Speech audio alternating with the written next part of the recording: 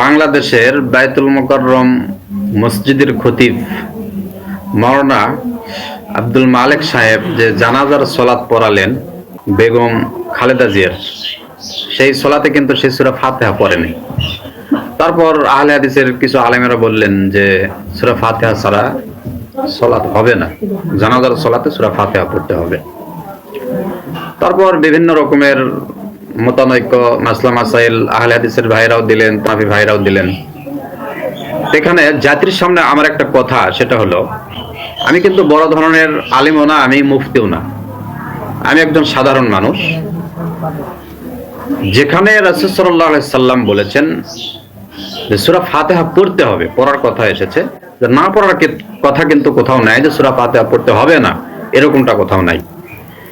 জানাজার সলাতেও কিন্তু সূরা ফাতিহা প্রথম তাকবীরে পড়ার হাদিস আছে, না পড়ার কিন্তু হাদিস নাই, মানে না পড়ার পড়তে হবে না এরকম কিন্তু কোথাও নাই। তাহলে আপনি বা আমি, আমরা সাধারণ মানুষ, হুজুরেরা না হয় আলিমেরা না হয় তর্ক বিতর্ক করতেছে, তারা জানে না বিষয়টা এবং হ্যাঁ বিষয়টা তাদের জানা আছে, উভয়টাই জানা আছে। কিন্তু আমরা সাধারণ মানুষ, আমরা একটু বিবেক খাটাই না কেন? যদি আপনাকে জিজ্ঞাসা করা হয় আচ্ছা সলাতে কি আল্লাহু আকবার বলেন, তখন আপনি বলবেন যে হ্যাঁ বলি। সলাতে রুকুতে গিয়ে আপনি কি রুকুর তাসবিহ পড়েন, সুবহান রাব্বিল আযীম বলেন? যদি জিজ্ঞাসা করা হয় তাহলে বলবেন যে হ্যাঁ পড়ি। তারপর রুকু থেকে উঠে সামি আল্লাহু লিমান হামিদা ইমামের পিছনে বলা হলো রব্বানা লাকাল হামদ। তারপর সিজদায় গিয়ে সুবহান রাব্বিল আলা বলা হলো। ইমামের পিছনে সবকিছুই কিন্তু পড়া হচ্ছে। আপনি যখন ইমামের পিছনে থাকেন তখন তাশাহুদে যখন বসেন, তাশাহুদ কিন্তু ইমামও পড়ে, মুক্তাদিরাও পড়ে। যদি আপনাকে জিজ্ঞাসা করা হয় যে আপনি কি সালাম ফেরানোর আগে তাশাহুদ, দরুদ শরীফ, মাসুরা এইগুলো কি পড়েন, তাহলে আপনি বলবেন যে হ্যাঁ আমি পড়ি। আচ্ছা তাহলে সূরা ফাতিহা পড়তে সমস্যাটা কোথায়? সূরা ফাতিহা পড়তে সমস্যাটা কোথায়? যখন আপনাকে জিজ্ঞাসা করা হয় যে আপনি কি ইমামের পেছনে সূরা ফাতিহা পড়েন, তখন আপনি বলেন যে না পড়ি না। কেন ভাই এরকমটা করেন কেন? আপনি যতটুকু সময় পেয়েছেন কিয়াম অবস্থায় অন্তত সূরা ফাতিহাটুকু ইমামের পেছনে পড়ে নেবেন।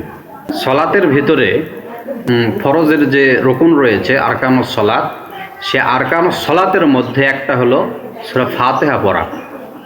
যে সূরা ফাতিহা না পড়লে সলাত বাতিল, এরকমটাই আছে হাদিস।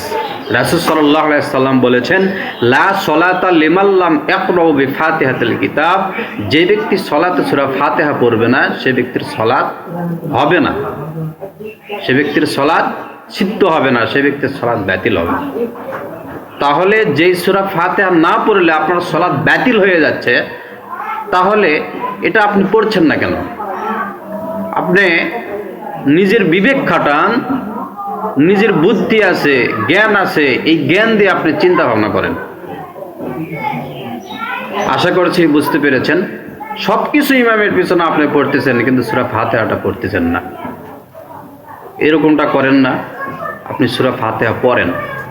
সূরা ফাতিহা না পড়ার কথা কিন্তু কোথাও নাই। আর সূরা ফাতিহা হলো সূরাতুদ দুআ। সূরা ফাতিহা একটা দোয়া।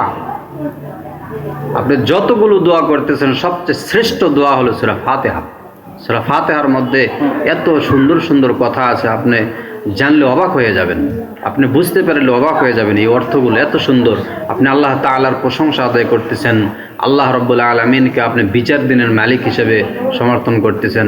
তারপর বলতেছেন যে আমি আপনার ইবাদত করি এবং আপনার নিকটেই সাহায্য চাই। তারপরে আল্লাহ তাআলাকে বলতেছেন যে প্রতিপালক আমাদেরকে সঠিক পথে পরিচালিত করুন, সোজা পথে পরিচালিত করুন। তাদের পথে নয় তাদের পথে যাদেরকে আপনি অনুগ্রহ দান করেছেন, আর তাদের পথে নয় যাদেরকে আপনি পথভ্রষ্ট করেছেন। তারপরে বলতেছেন যে আমিন। গুরুত্বপূর্ণ এই সূরাটি সকলেই পড়ার চেষ্টা করবেন। আসসালামু আলাইকুম। ওয়ালাইকুম আসসালাম।